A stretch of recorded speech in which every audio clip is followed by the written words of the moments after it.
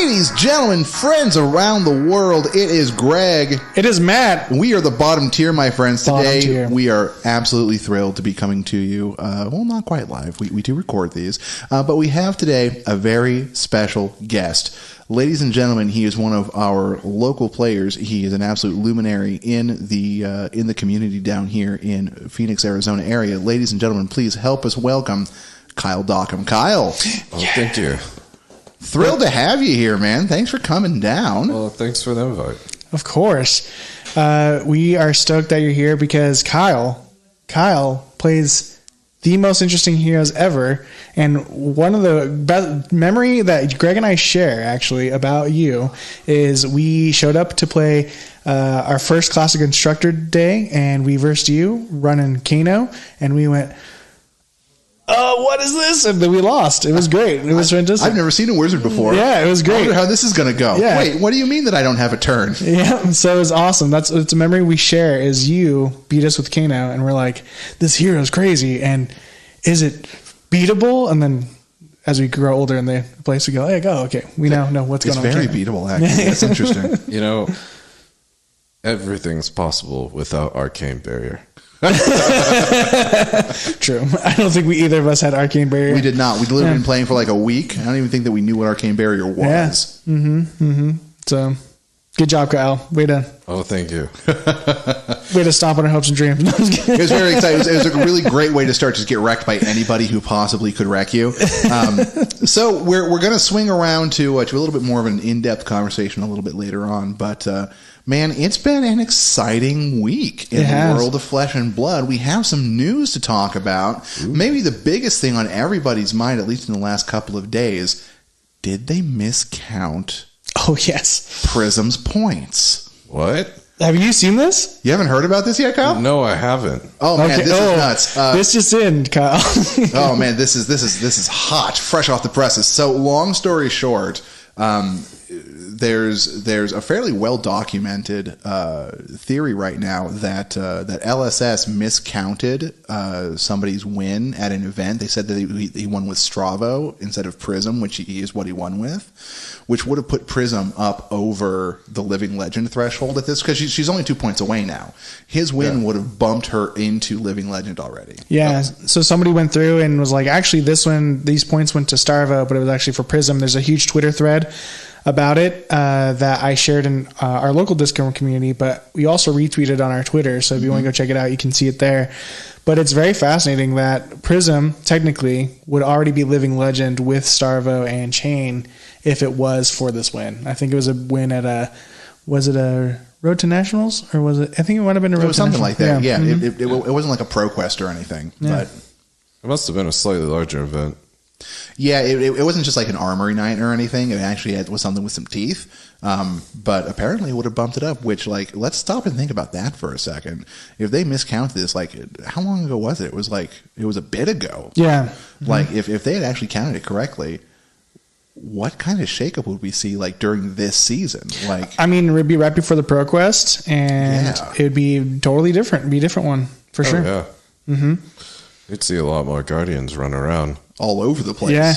I honestly think we'd see more, like, Bravo would be probably the thing that would be, it'd be Viscerai taking over. Bravo would be probably a big fear, because Bravo's really good in the meta right now.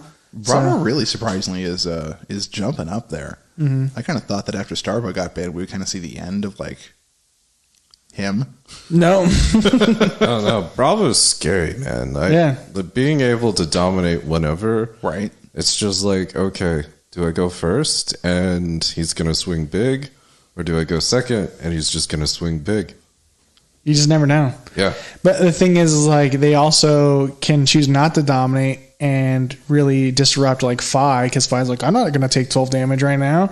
I got to block with more cards or anything like that. So it's interesting on what they can do. It really is. It's good. What blows my mind about this game, like, is particularly this game, is that stuff from literally the very first sets that they released is still, like, not just good, but, like, really good. Yeah. Like, Bravo was literally, like, the first hero, basically. Yeah. And he's still not just viable, but, like, winning. Yeah. Which is insane. Like, you take, like, a Magic the Gathering or, like, Yu-Gi-Oh! Or something, and you go back, like, 2 sets. and all of a sudden you're just completely outstripped in the meta. So this is... I know when a new set comes out for other card games, they definitely are like, that's the thing you're going to use. And like we see that now with Uprising, like a lot of people are playing Fi, myself included. But it's really nice to be able to have that flexibility with all those heroes.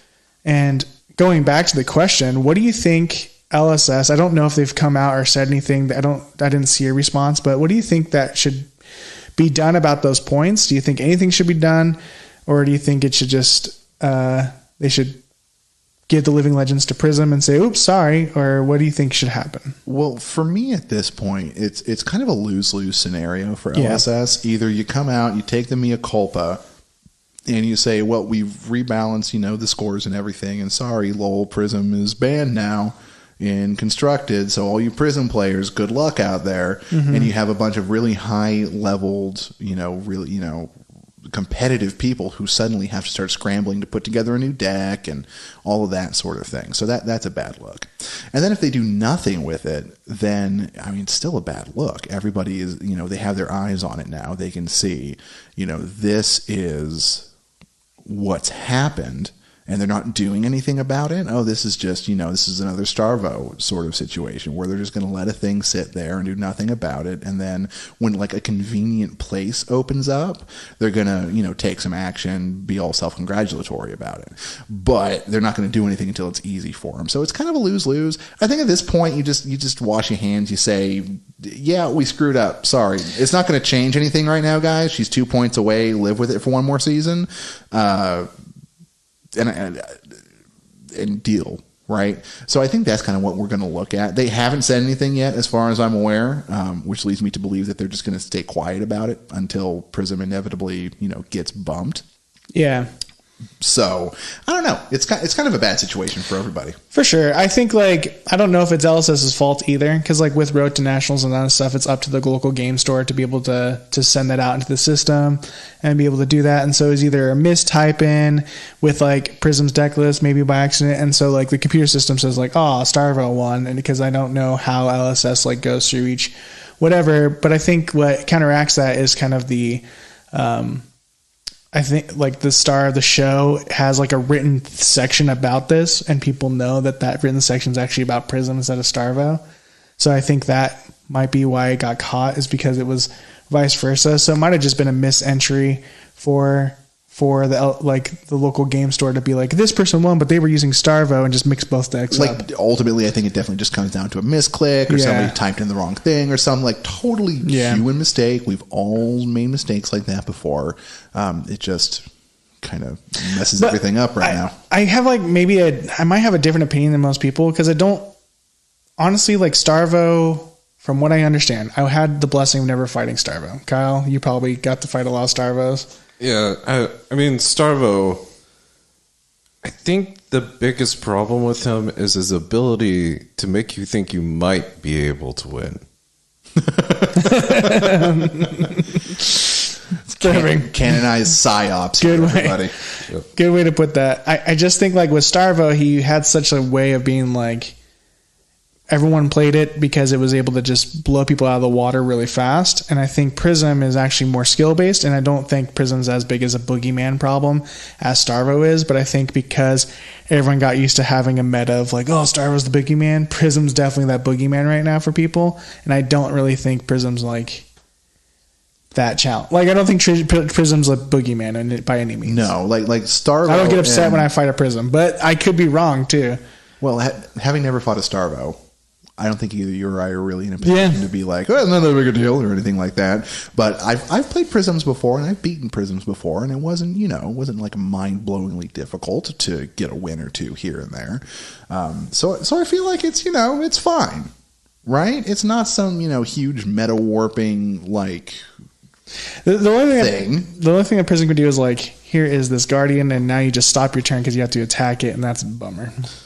Yeah, my big conspiracy theory with all of this is, they've changed the format for Worlds, and now they're including Draft and Blitz, which, if Prism is only banned from CC, it kind of opens up those new avenues for Prism players to, draft into Prism or player in Blitz, so there's not too much being lost.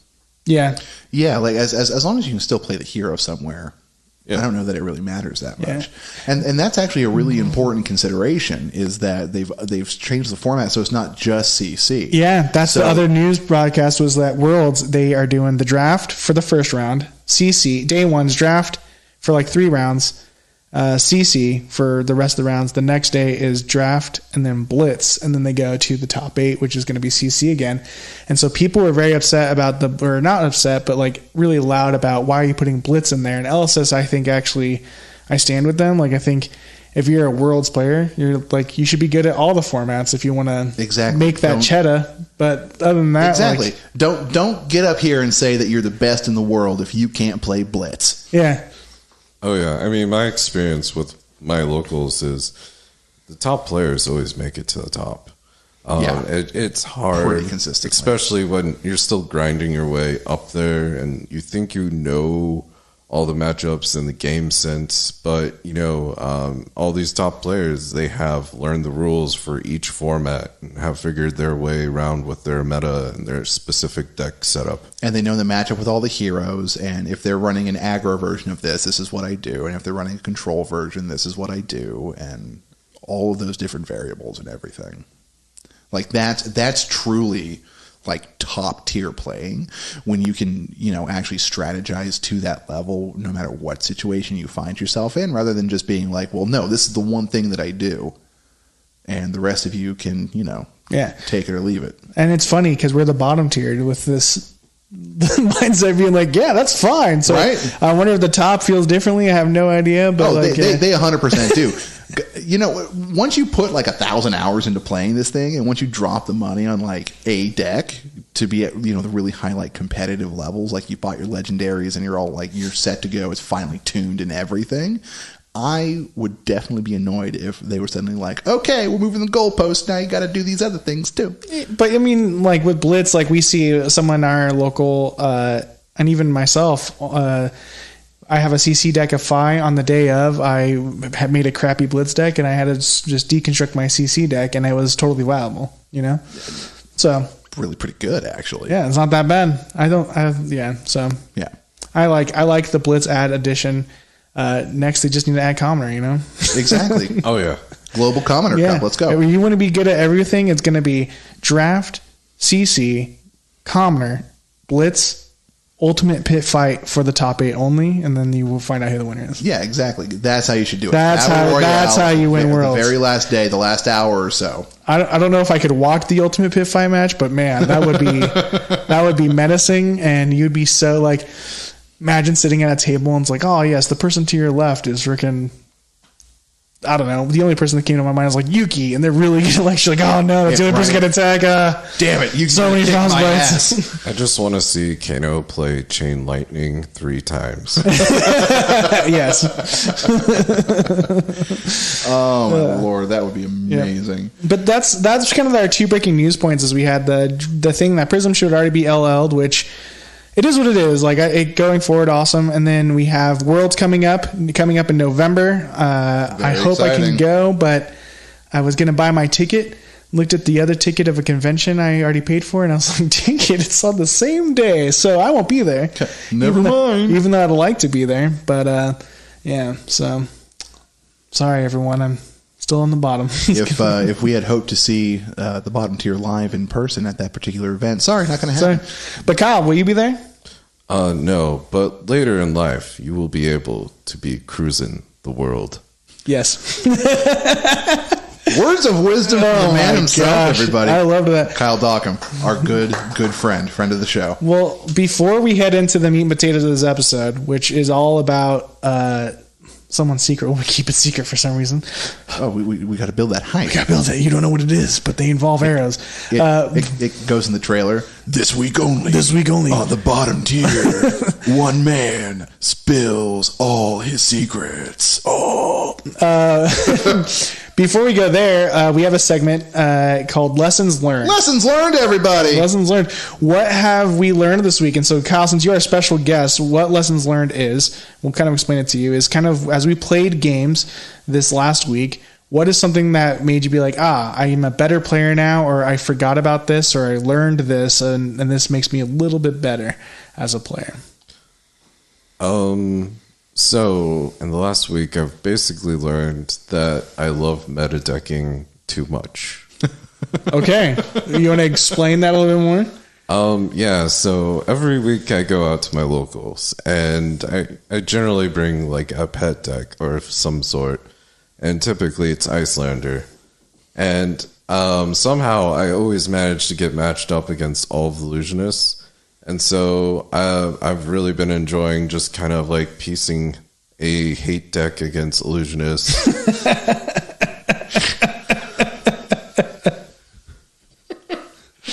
All right. Yep. Oh, I love it. So is that a good lesson?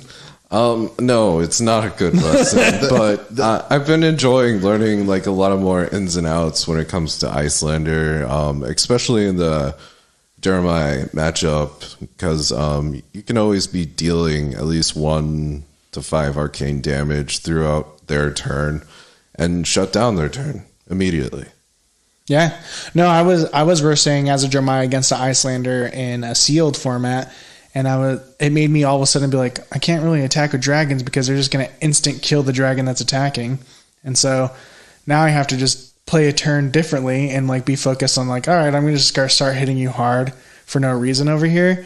And then you're going to forget that you want to attack my dragons because it'll instant somewhere else. So it was just playing that mind game of trying to force the Icelander to attack me before I use my dragons. Got to play those mind games sometimes. Yeah. So it's very interesting. I like that matchup. Cool. Greg, lessons learned? Anything? Oh man. Yeah. The biggest thing for me this last week is, oh man, don't believe people when they tell you that a hero is bad. Really? Yeah. I've only played Ninja like 3 times in my life. Yeah. The very first game of Flesh and Blood I ever played was with an Ira Welcome deck. We sucked so bad at it. We were we were off at it. We were like trash. Didn't understand how Go Again worked. Didn't understand how combo worked. Didn't understand how resources or pitching or anything actually worked. It was great. It was a beautiful learning experience. And then I played Fi once in a limited thing. And that's pretty much been my experience. But so I was going through, I'm going on this. If you haven't checked out the last couple episodes where we talk about this Odyssey I'm on, trying to find a new hero for Constructed, please go check out those episodes. They're real bangers, guys. But I've been on this whole Odyssey trying to find a new hero since my beloved Chain got Living Legend out of Constructed.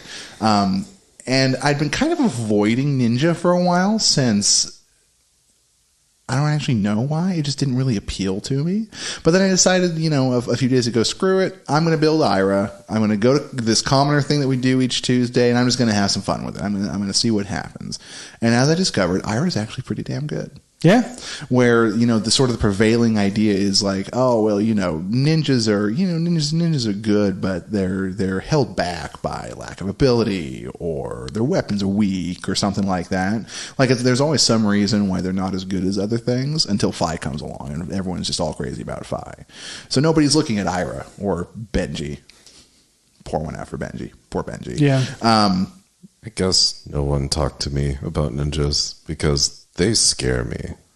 There's a local guy. Right to be afraid. There's a local guy who runs a Katsu deck that's so clean. All he needs is a single hit trigger of 1 damage, and he will pull out 30 damage that turn. And see, like when people talk about ninjas in like laudatory ways, it's always Fi and Katsu. It's Fi Katsu. If you're not talking about Fi, then you're talking about Katsu and vice versa. But nobody ever... And they're the only CC ones right now. Exactly, yeah. Nobody CCs, fake CCs like Ira or Benji or anything. They don't have old versions, so you can't. But whatever, you understand what I mean. But so I go to this thing, and I'm having a great time. I'm doing well against these guys who are, super high ranked, like nationally.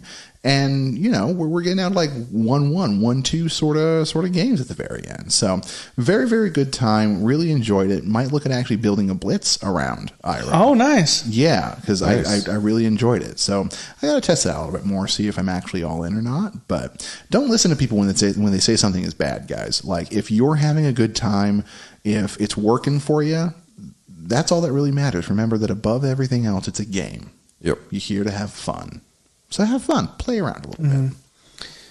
Cool. I just to kind of go off of that, my lesson learned this week was just because you got the same deck doesn't mean you're going to play it the same. I had the opportunity to be able to play my Commoner Dash deck, and I versed someone else that had a Commoner Dash deck in a different Commoner league that I'm in, and we had the same exact deck, but they are able to see things differently than I was and kind of understood it more. And so I was like, oh, I'm going to do this and they're going to do that. And so I got obliterated with the same stuff. And it's because like my thought process is different. And so I had to adjust my deck to be a little bit different than the one I like saw pre-constructed or theirs. It might even been their list or whatever that I copied. Who knows? But like we all see something different and see something of value. And so like I always saw like, for example, Phi decks are out there.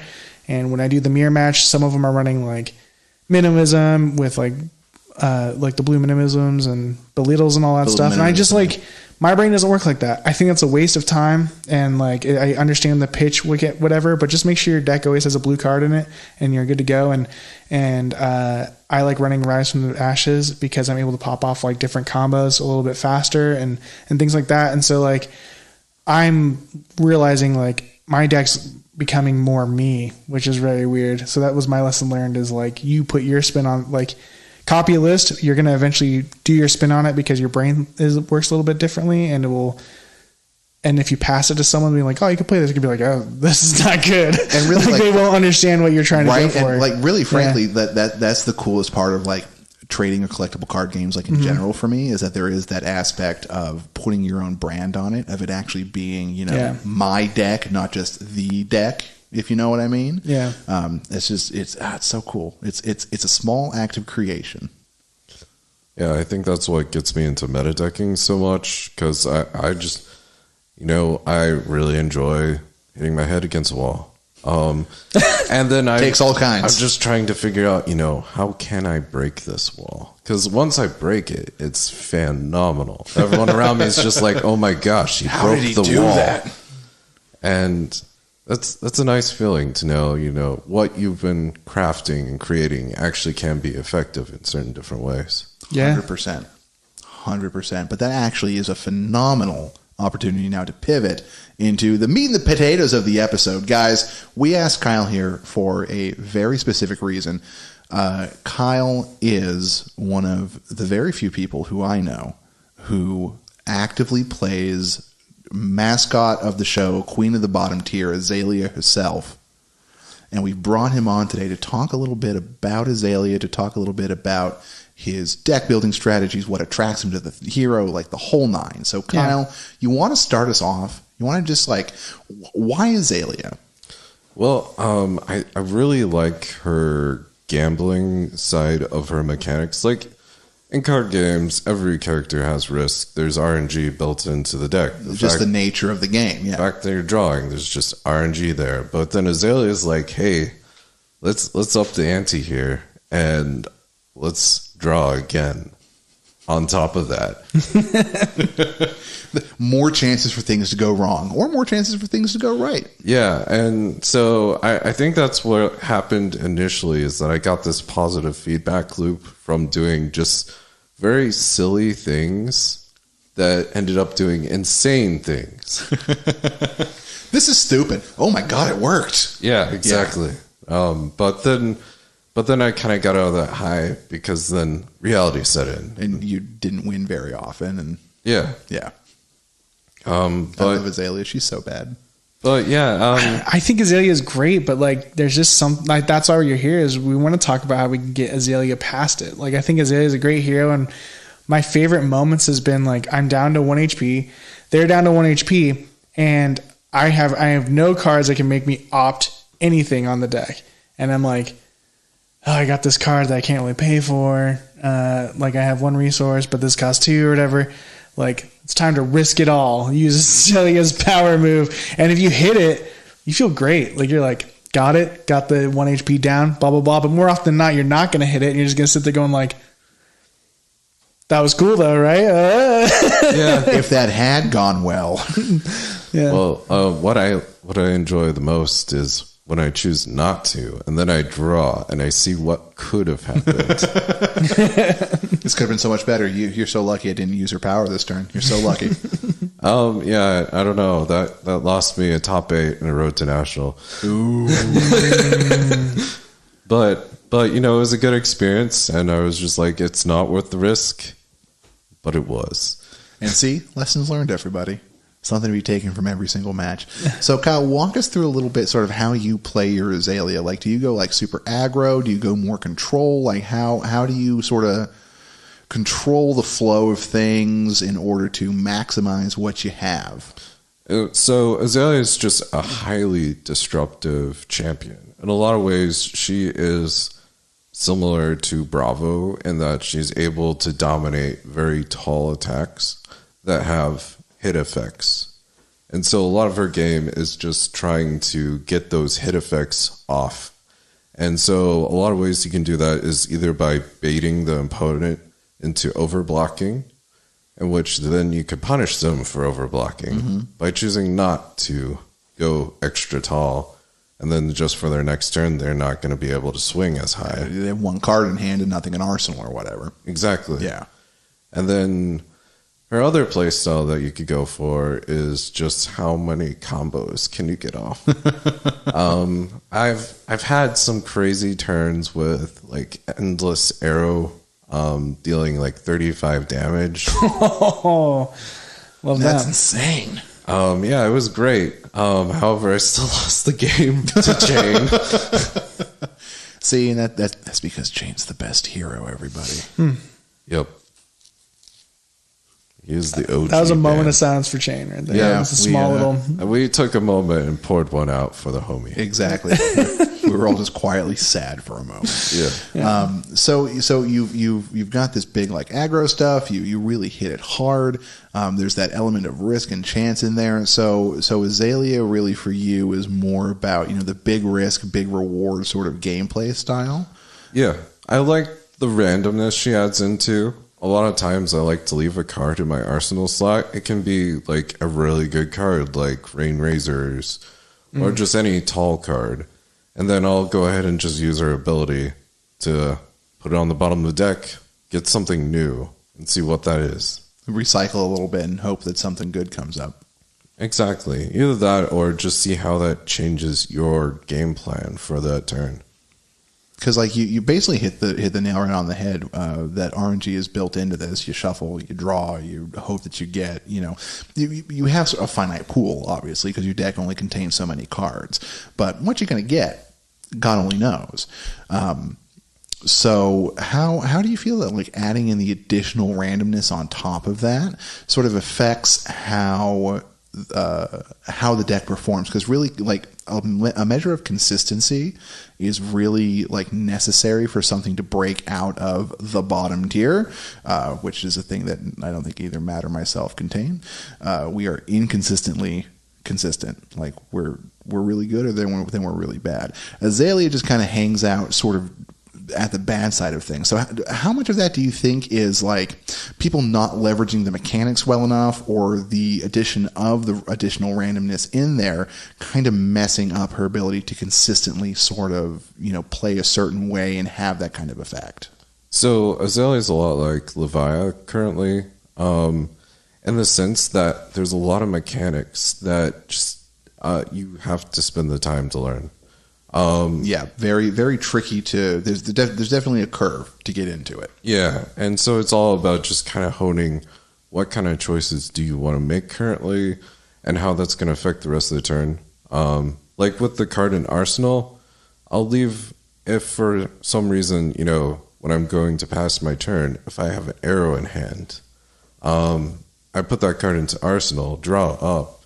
Depending whether or not I have like the non-attack actions that I need, or if I have another arrow in hand, if that card has go again, plays a lot of big influence on what I might do next. Because if it doesn't have go again and it's an arrow, well, now I can't use Death Dealer efficiently because it will not fill up that slot. Unless, it just completely wrecks your entire rhythm. Exactly. So then I would use her ability to take it out, so then I can at least draw another card, hopefully I don't get another arrow back into the slot. But if I do, then it's a dominate. And then if I have a +3 card, that's a pretty decent turn. +3 plus dominate, like that's just solid. You're going to do some damage that way pretty much regardless. Either that or get a bunch of armor off of people. Right, exactly, which is its own perk.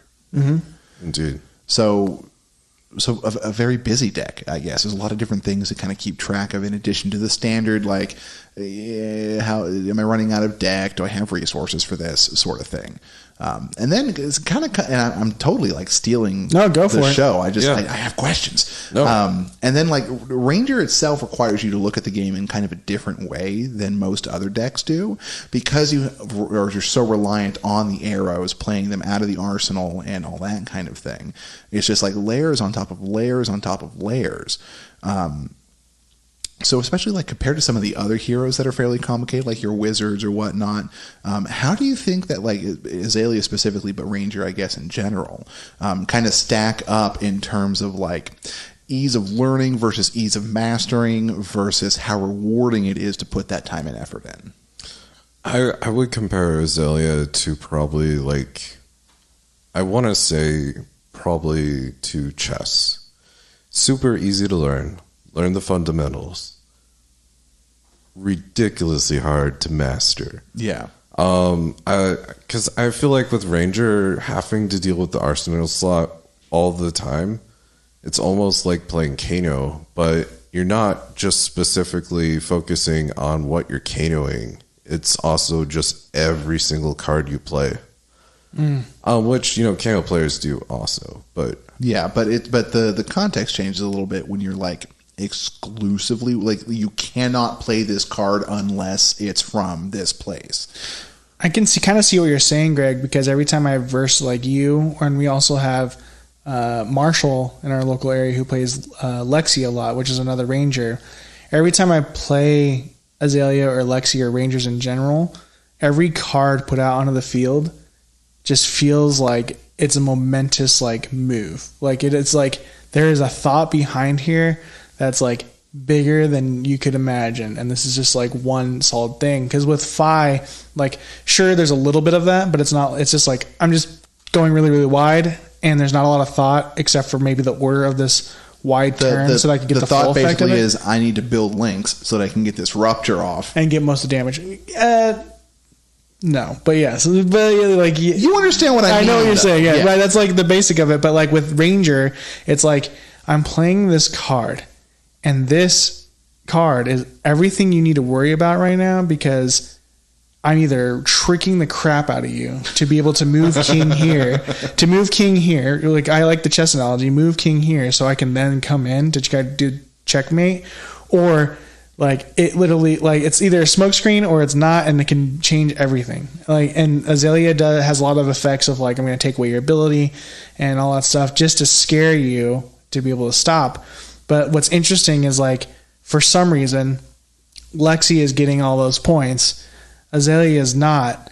Why? Why aren't we seeing Azalea get those points? Like what is stopping this Ranger from doing that? Because it feels very disruptive when you verse an Azalea, but yet at the same time it's getting stomped on. Like it feel like when I was versing you, I was like, I don't know if I can win with Phi, and then all of a sudden it's like I won somehow. Like I didn't feel great about it, but like at the same time it was like, yeah, it felt like I was losing the whole time. I think with Lexi, she has a couple more options, specifically with her ability.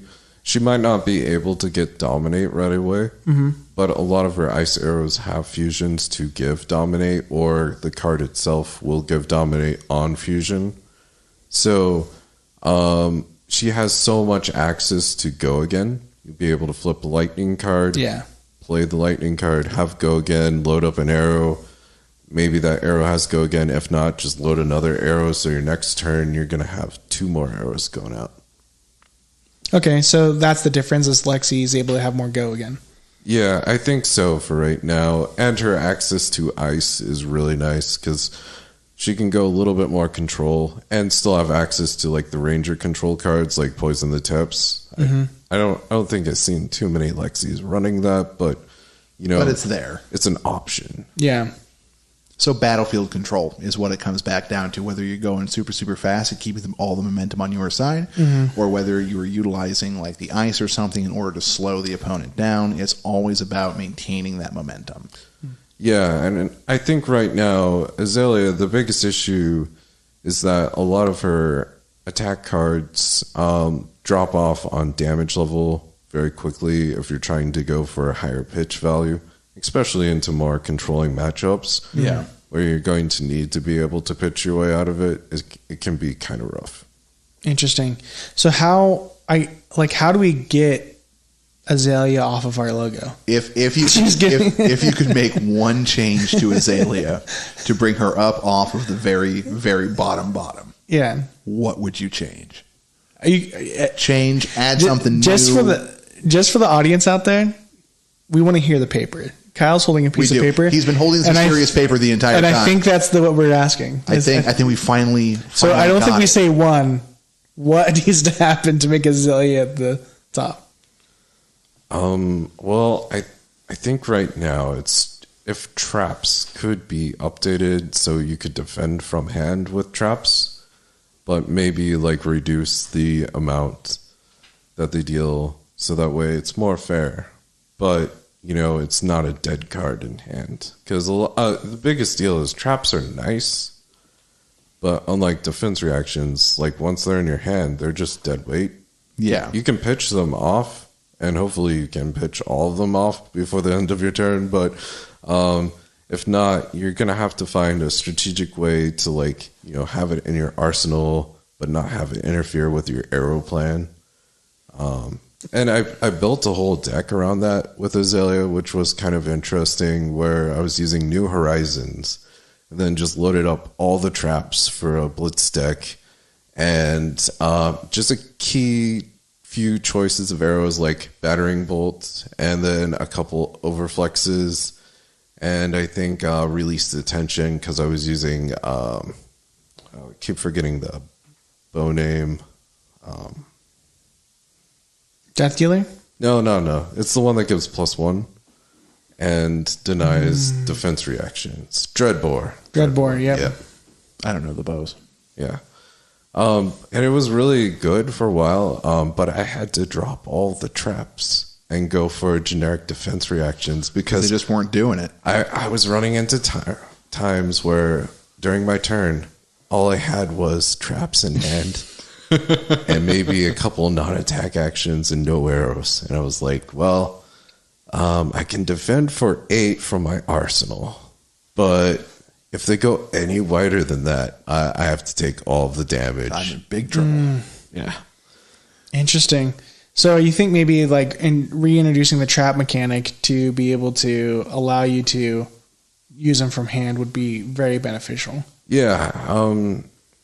If they had an armor piece that allowed you to do that and then was like, hey, all of the traps that are played from arsenal get +1 defense, I'd be pretty hyped about that. That could work. Honestly, I like that change. You don't even really need the equipment. You just errata it. They just put out an errata. All traps have a -1 or whatever when played from hand, but you can play them from hand. You just tweak the rule set a little bit.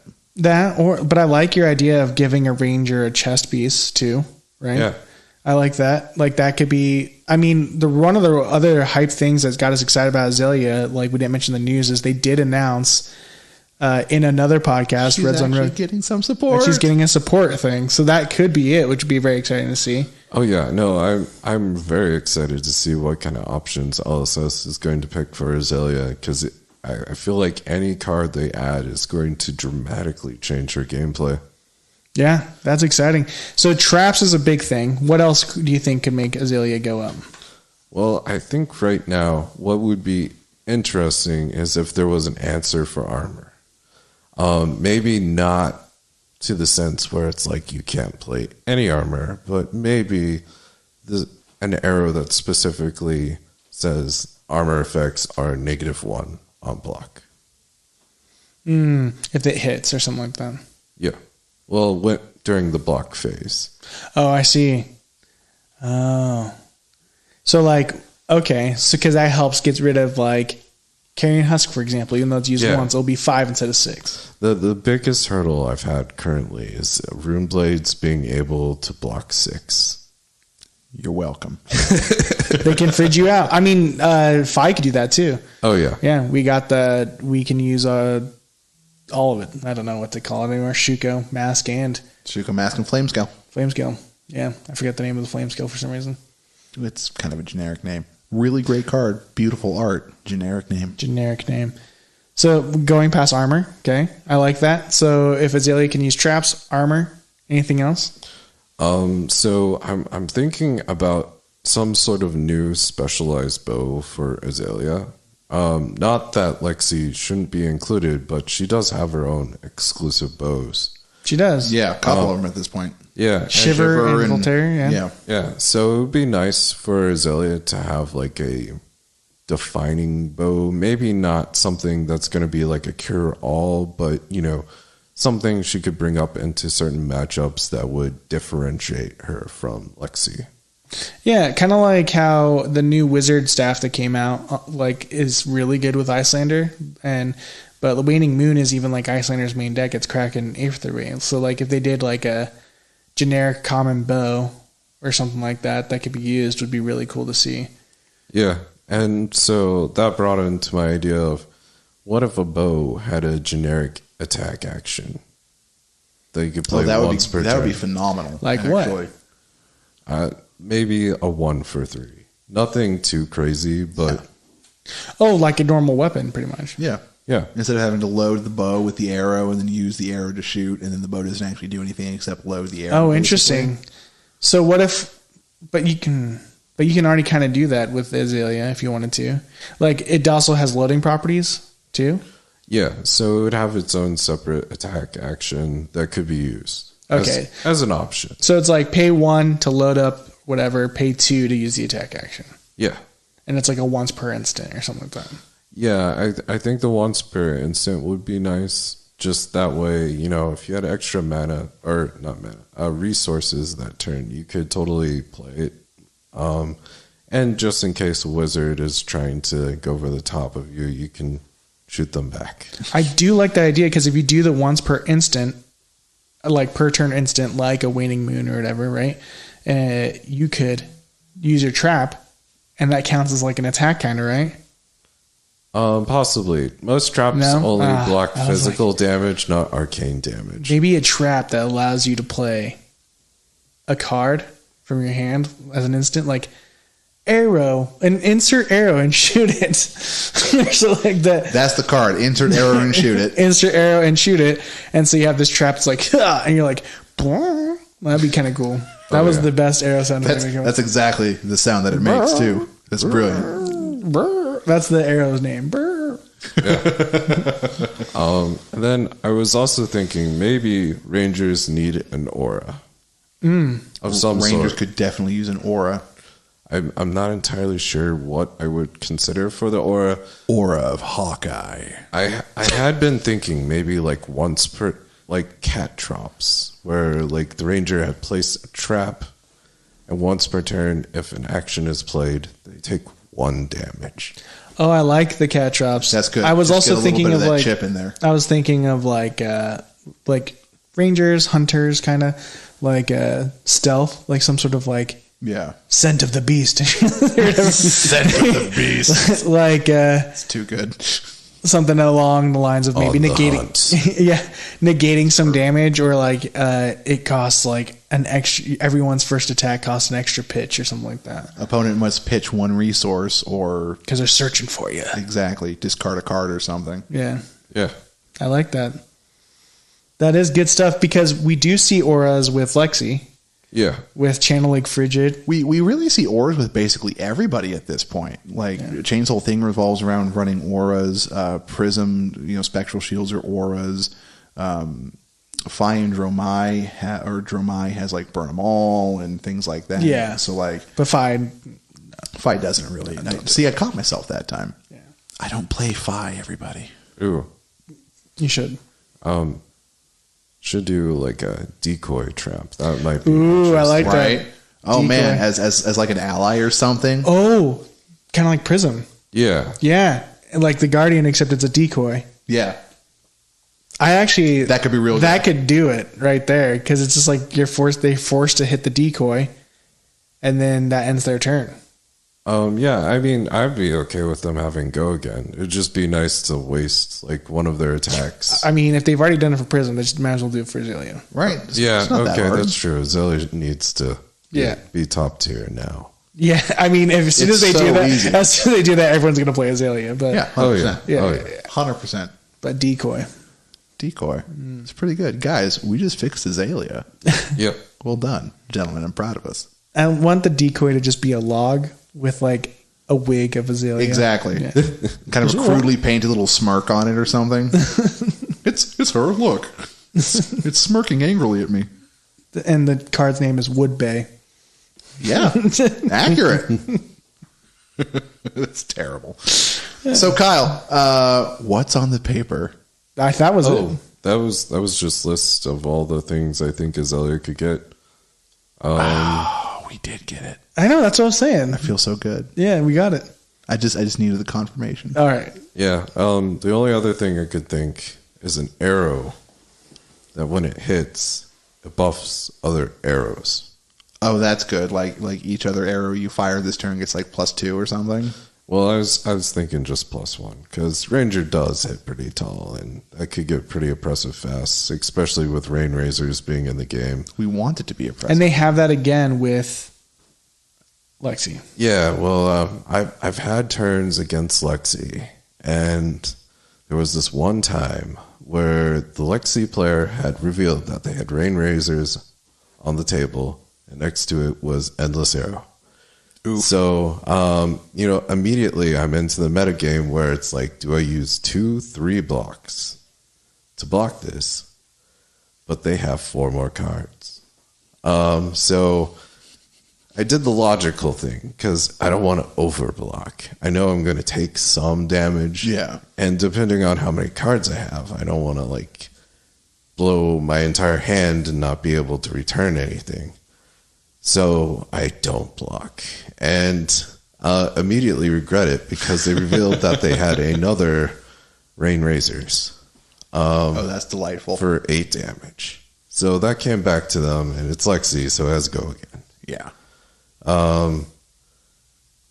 They send it out again, and I'm like, okay, this time I'm going to block with my full hand because it's 8 damage. And I had just enough to block it all. They lightning press it. And so it comes back to their hand. And then they shoot it again. And I'm just like, I have nothing left. Nothing left. And then it comes back to them. And then they use their bullseye bracers. That's what we call a chain, everybody. And that is why we're talking about this, right? Like, if Azalea can do that, I think Azalea would just be the best Ranger. Azalea has opportunities to do that, but Lexi can do it much more consistently. So, one of the ideas that I had was, something that makes New Horizon work. Because, you can't really use it with Azalea, but you can use it with Lexi more efficiently. You can use it with Azalea, you just proved it with the traps. I like that idea a lot. I never even thought of that. But also, with Lexi, with Voltaire, it makes a lot of sense because they load twice. Be able to get that trip effect by flipping Lexi's ability card over, automatically be able to do that, insert another thing, give it go again. You're able to do all that stuff, and Azalea does need something like that. So a bow that allows you to be able to shoot twice, 2 arrows could be able to help with that, in my opinion. But but also that's just kind of giving Lexi another arrow bow that they could use to shoot 2 arrows, so no one would really jump off that. I have no idea. But I think that could help with the situation too. I was just using more of that arsenal space. Definitely. No idea. But I think we have this is a good spice. Because if we have all that stuff and be able to see what the reveal is, especially an armor that could help Azalea only. What about specialized armor? It's this is only for Azalea. Specialized armor would be amazing. It would suck, but it would also be amazing. That'd be interesting. I think it's going to come down to that, mainly because of Rune Blades. Not that rune blades don't need armor. No. It's always the rune blade's fault. I get it. But the reason why Carrying Husk is somewhat fair is that it's a shadow card, and so not all the rune blades can run it. Well, the other things that make Carrying Husk fair is that it destroys itself if you fall below X amount of life, and it does damage to you after you use it. So, I mean... But imagine if Viscera could use it. Yeah. It's kind of terrifying. Yeah. Honestly, that's scary. Yeah. But who knows? Maybe he will. No, I was kidding. Well, they do say... I mean, there has to be a new Shadow Rune Blade. Yeah. Has to be. So, will this be coming out with the next set? God, I hope so. I don't think so. Well, actually, never mind. Because, I mean, the rune blades won't, but... Well, their story is in Volcor, though. Like, the rune blades, the Shadow Rune Blade with Viscera and Chain were in Volcor. So, potentially. And also, the other news, we didn't even talk about this. Since we're on the topic, they revealed the next hero. The Emperor. Oh, the Emperor. Yes. I'm ready. Does he shoot lightning from his hands? What do you think he's going to be, Kyle? What do you think he's going to be? Well, I don't know. They keep alluding to a wizard that they wanted to release with Arcane Rising or with the original set, but they were so afraid that it was going to break the game that they didn't release it. So now the game's been broken a couple of times. And so I'm not terribly concerned, but I'm sure it'll be a balanced hero and a lot of fun to play. I like that take.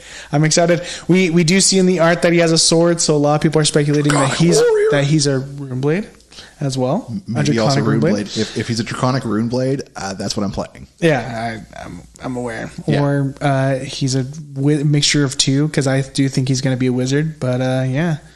Well, Kyle, thank you for coming. I think we're going to end it.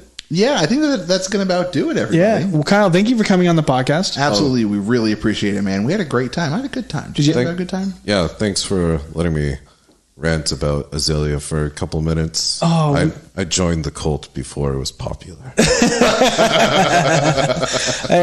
Is there anywhere or anything you want to push people towards that you want to shout out or anything? Social media projects you're working on, anything like that? Favorite charities, perhaps? I don't have anything that I'm currently working on. Obviously, check out people's Extra Life streams. They go to charity, and you also get to watch people play video games. So just in case if you're not able to do so, you can at least watch someone else have a good time. I love that. That's one of my favorite times. That's not going on right now, is it? Well, I think they have streams that happen all year long. Right. It's just whenever the partner or whoever Twitch account wants to just do it. Perfect. Yeah. And also they always have like an extra week. Yeah. And that's like my favorite week to be on Twitch and watch, because some of that 100%. Stuff is just insane. So hope maybe we can get some Flesh and Blood Extra Life. Yeah. That'd be fun. Commoner Cup Extra Life. Yes. Yeah. We have goals here that Kyle's just set for us. Guys, as always, follow, subscribe, all that type of stuff. Kyle, again, thanks for being on the show. It's a pleasure. And thanks for joining the bottom team. Absolutely, guys. Thanks so much. I'm Greg. I'm Matt. And we will see you next time. Thanks again. Have a great rest of your day.